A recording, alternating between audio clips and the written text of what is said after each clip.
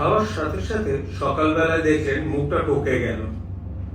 কি মুশকিল, এদিক ওদিক দেখে একটা আপনি প্যান্টোপ্রাজোল 40 খেয়ে নিলেন, তা যদি না পাওয়া যায় অন্য কিছু একটা খেয়ে নিলেন। মানে অম্বলের ওষুধটা না আমরা কোনো কিছু ধরিই না, ইনফ্যাক্ট ওটা ওভার দ্য কাউন্টার সবসময় বিক্রি হয়। আচ্ছা বলুন তো, মুখ টকে যাওয়া সকালবেলায় কি কারণে? বেশিরভাগ কারণে এটা লেট নাইটে খাওয়ার জন্য, এবং মুখ টকে যাওয়াটা হচ্ছে রিফ্লাক্সের লক্ষণ, অর্থাৎ অ্যাসিড যেটা পেটে হয় সেটা উপরের দিকে উঠে আসে। তা অম্বলের ওষুধ যদি দীর্ঘদিন খান, শুধু অম্বলের ওষুধ, ধরুন omeprazole, pantoprazole, rabeprazole, main side effect কি বলুন তো? আমাদের যেটা ডিফেন্স সিস্টেম সেটাকে নষ্ট করে দেয়।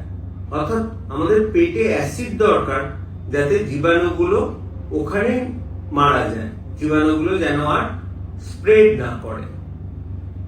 বেশিরভাগ আমাদের প্রথম ব্যারিয়ার হচ্ছে আমাদের স্টমাকের হাইড্রোক্লোরিক অ্যাসিড।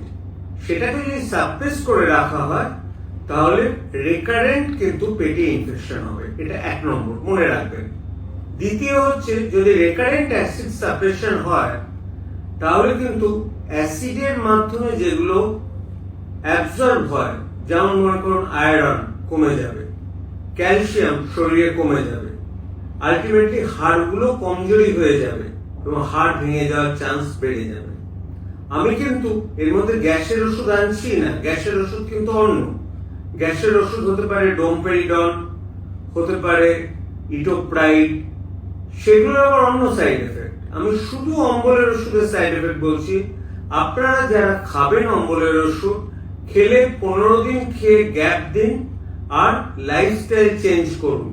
যারা ধূমপান করেন বন্ধ করুন, যারা অ্যালকোহল খান বন্ধ করুন, যাদের ভুঁড়ি সামনের দিকে এগিয়ে এসছে ভুঁড়িটা কমান, রাতে খাওয়া 10টার মধ্যে খেয়ে নিন এবং তার 2 ঘন্টা বাদে ঘুমোতে যাবেন।